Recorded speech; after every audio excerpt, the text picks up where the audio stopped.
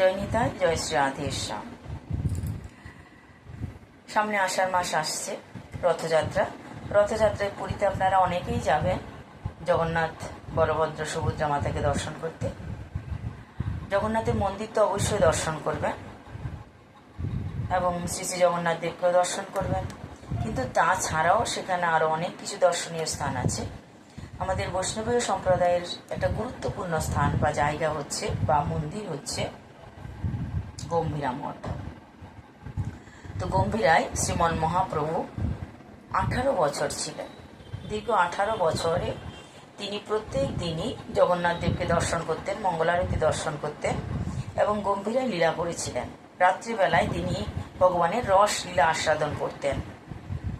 এখনও সেই মন্দিরে অর্থাৎ গম্ভীরার মন্দিরে আপনারা গেলে দেখতে পাবেন শ্রী শ্রী চৈতন্য মহাপ্রভুর ব্যবহৃত কাঁথা, ব্যবহৃত খড়ম, কুমণ্ডল ইত্যাদি অনেক কিছুই সেখানে আছে, এখনও সংরক্ষিত আছে। ওখানে একটি প্রদীপ এখনও দিন রাত 24 ঘন্টা প্রদীপটা জ্বলতেই থাকে। কথিত আছে সেই প্রদীপটা শ্রীমন মহাপ্রভু ব্যবহার করেছিলেন। তার মানে সেই প্রদীপটা আজ থেকে 500 বছরের পুরানো প্রদীপ। তাই আমরা যারা পুরীধাম দর্শন করতে যাব, অবশ্যই অতি অবশ্যই গম্ভীরায় দর্শন করতে যাওয়া উচিত। শ্রীমন মহাপ্রভুর সে অমূল্য যে ধন, অমূল্য যে সম্পদ সেখানে গচ্ছিত আছে, সে সমস্ত কিছু আমাদের দর্শন করা উচিত, প্রণাম করা উচিত।